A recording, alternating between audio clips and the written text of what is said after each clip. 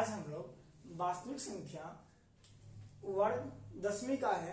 वर्ग दसवीं में हम लोग वास्तविक संख्या के बारे में पढ़ेंगे।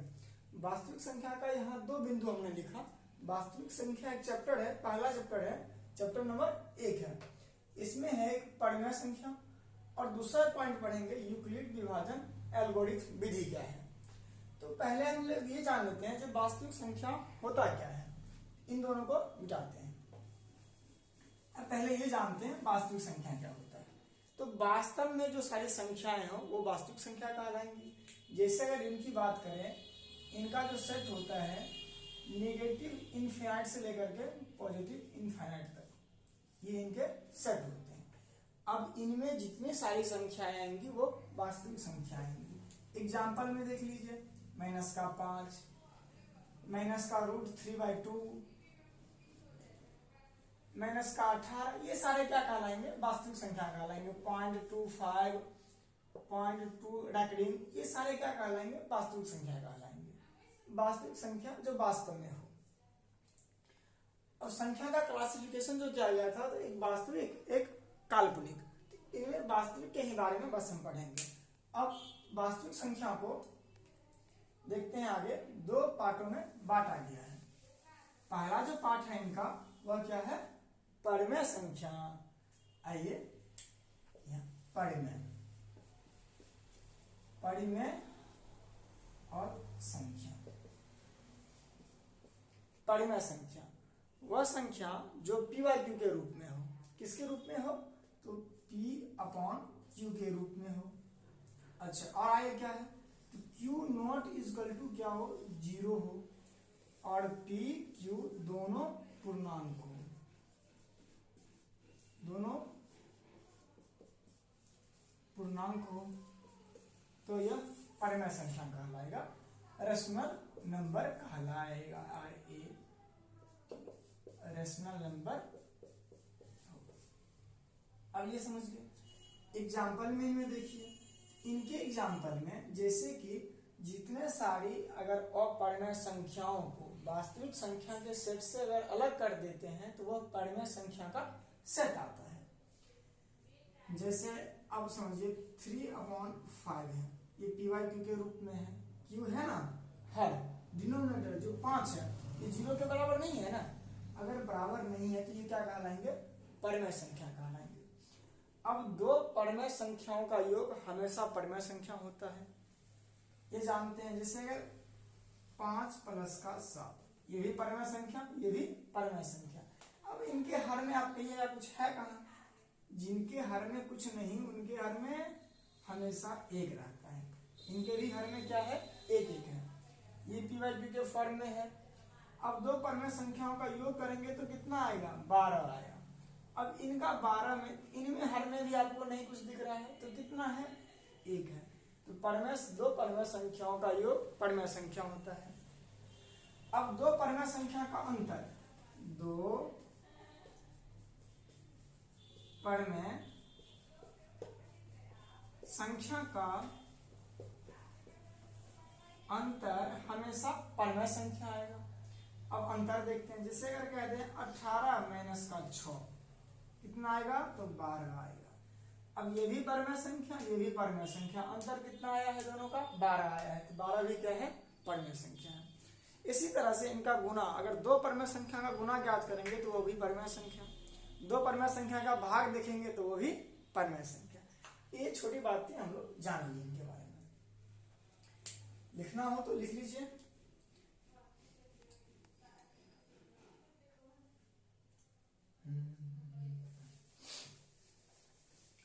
अब आते हैं इनके मूल बिंदु की ओर।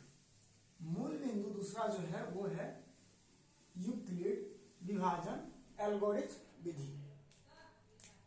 दूसरा जो है पॉइंट वो है एल्गोरिथम, यानी कि आप जानते होंगे यूक्लिड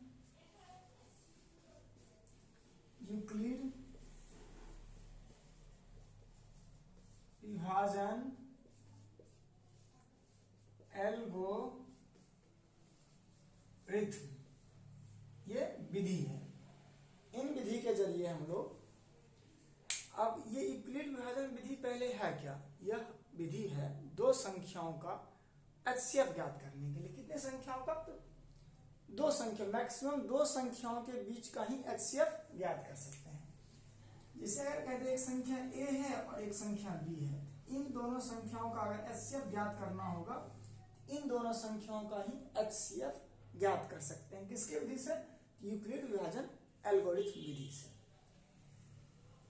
ये समझ गए। अब यूक्लिड विभाजन, जैसे अगर हम एक बात करें, ए बराबर बी क्यू प्लस का आर है, बी क्यू प्लस का आर है, ये हम लोग भाग तो पढ़े हैं ना, तो भाग में ये लिखा हुआ है ए बराबर बी क्यू प्लस का आर। इसे भाज्य बराबर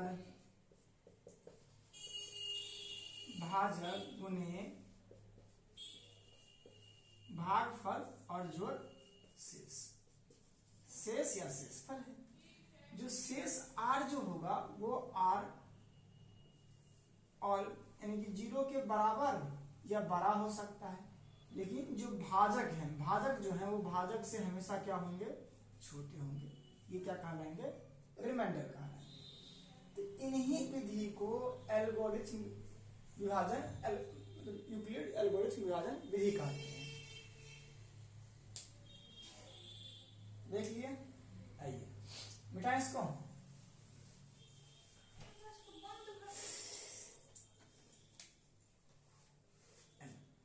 अब कोई एक संख्या ले लिए, एक ले लिए 12, एक ले लिए 15।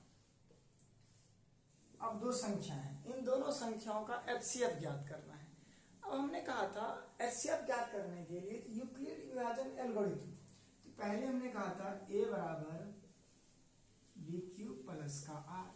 अब यहाँ देखिए, अगर जब तक ये प्रोसेस करते जाएंगे, यहाँ देखिए अगर बी आर से बड़ा है और आर जो है वो 0 से बड़ा है, जब ये 0 से बड़ा है तो फिर एक बार और प्रोसेस करेंगे। एक बार प्रोसेस, ये स्टेप क्या है? स्टेप फर्स्ट है। स्टेप सेकंड में क्या करेंगे? अब स्टेप सेकंड में जो बी होगा, वो भाज्य हो जाएंगे, आर जो होंगे वो भाजक हो जाएंगे। यहाँ Q1 दूसरा कोई भागफल आएगा और शेष R1 कोई दूसरा आएगा। अब यहाँ अगर R1 0 के बराबर हो जाता है तो यहाँ जो R जो है, जो यहाँ के जो भाजक हैं, इस सेकंड स्टेप के जो भाजक हैं, ये क्या कहलाएंगे? एचसीएफ कहलाएंगे। किस विधि से? यूक्लिड विभाजन एल्गोरिथम विधि से। स्टेप ये था। अब सवाल में प्रयोग करके देखते हैं।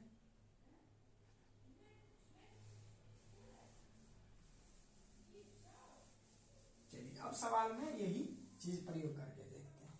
यूक्लिड साहब इतने महान थे ना, जो इतनी चीजों को बारीकी से बताएं। अब पहले तो ये चेक करेंगे जो भाई बड़ा कौन है, तो बड़ा कौन सा है? 15 बड़ा है और 12 छोटा है। तो अब बताइए, भाजक बड़ा होता है कि भाज्य बड़ा होता है? तो भाज्य बड़ा होता है, तो 12 क्या हो जाएंगे? भाजक हो जाएंगे, 15 भाज्य हो जाएंगे। अब 12 से 15 में भाग देंगे तो एक मर्तबे लगेगा, तो 12 का 12 प्लस का 3 आ चुका है। क्या यहाँ जो आपका शेष 3 है वो 0 के बराबर है? तो नहीं है। अब ये 0 के बराबर नहीं है, तो अगला स्टेप, तो स्टेप नंबर 2 जो देखेंगे, 2 देखें तो 12 यहाँ आ जाएंगे, 12 यहाँ आएंगे तो 3 जो ये रिमाइंडर था, जो भाग शेष फल था, वो यहाँ आएंगे भाजक के रूप में। अब 3 को 12 से भाग दिए, 3 चौका 12, 4 से लग जा रहा है, पूर्ण रूप से कर रहे हैं ना, तो पूर्ण रूप से जब कटेगा तो शेष कितना बचेगा? तो 0। यही तो प्राप्त हमको करना था। यहाँ शेष 0 जब भी आया, कि R 0 के बराबर हुआ, तो ये जो आपके भाजक हैं ये क्या कहलाएंगे? HCF कहलाएंगे। किसका? तो 12 और 15 का कितना हो जाएगा? 3 हो जाएगा। यही आंसर था। यही यूक्लिड विभाजन एल्गोरिथम विधि था। लिख लीजिए।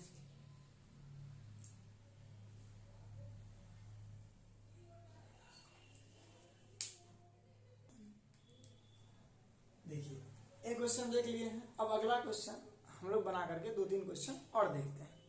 अब दूसरा जो क्वेश्चन है उनको लेते हैं। तो आप लोग पहले कॉपी पेन ले करके बैठिए, वीडियो भी देखिए और बनाइए भी। दूसरा जो क्वेश्चन है वह क्वेश्चन ले लिए हैं हमने। दूसरा क्वेश्चन है वो है 42 और 35। दो संख्या है, एक 42 और एक 35। अब 42-35 है, इस यूक्लिड विभाजन विधि से हमको HCF ज्ञात करना है। अब इस विधि से HCF ज्ञात करना है तो पहले देखेंगे बड़ा कौन है। 42 बड़ा है किससे? 35 से। तो 42 क्या हो जाएंगे A, 35 क्या हो जाएगा B। अब हम लोग जानते हैं A बराबर B क्यूब प्लस के R के रूप में लिखेंगे। स्टेप फर्स्ट जो है तो 42 यहाँ बराबर 35 गुने A, 35 से 35 हो जाएगा और प्लस का 7 आ जाएगा। यहाँ 7 लिख दी। क्या ये 7 जीरो के बराबर है? तो नहीं, जीरो के बराबर है। तो एक स्टेप और आगे चलेंगे, स्टेप नंबर 2। अब जो यहाँ जो 35 था, भाजक जो था वो फिर कहाँ आ जाएंगे? भाज्य के रूप में। 35 यहाँ आ चुका है, 35 यहाँ आया है तो शेष 7 यहाँ गुने। अब देखिए 7 से 35 में भाग देंगे तो 7 पंचे 35, 5 मरतबे ये लगता है। 7 पंचे 35 और ये तो पूर्ण रूप से कट चुका है। तो यहाँ रिमाइंडर कितना आ चुका है? 0। तो रिमाइंडर जब ये 0 आ चुका है तो HCF कितना होंगे? 42-35 का। तो ये जो भाजक है वो हो जाएगा HCF। ये भी क्वेश्चन देख लिया।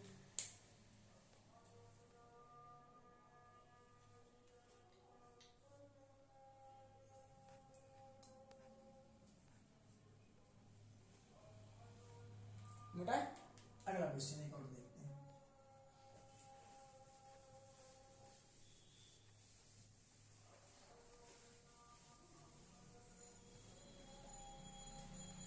अगला क्वेश्चन आपका ये है 105 और 420 है। दो संख्याएं हैं। अच्छा एक चीज जान लीजिए, यूक्लिड विभाजन एल्गोरिथम विधि है, इससे दो संख्याओं का ही HCF, दो संख्याओं के बीच का HCF ही ज्ञात किया जा सकता है। दो से अधिक संख्या अगर दिया गया हो तो उससे HCF नहीं ज्ञात कर सकते हैं। अब आइए 420, तो 420 को क्या कह सकते हैं? A और 105 को B कह सकते हैं। तो हमने पढ़ा है A बराबर BQ प्लस का R। अब A को लिखे तो 420 लिखे बराबर 105। 105 से 420 में भाग देंगे तो 105 चौके कितना होगा? 100 चौके 400 और 5 चौके 20। ये तो कट गया है तो प्लस का 0। अब यहाँ देखिए, यहाँ जो HCF आएगा, HCF जो आएगा 420 और 105 का, वो कितना आ जाएगा? 105 ही आ जाएंगे और यही इनका आंसर हो जाएगा। ये 3-4 क्वेश्चन देखें। अब 3-4 क्वेश्चन को अगर आप लोग को अच्छा लगे तो देखिए, सीखिए इन चीज़ों को और बनाइए, प्रैक्टिस कीजिए। जो नया नया क्वेश्चन आए इनको देख करके बनाइए और समझिए। फिर अगले वीडियो में हम लोग मिलते हैं।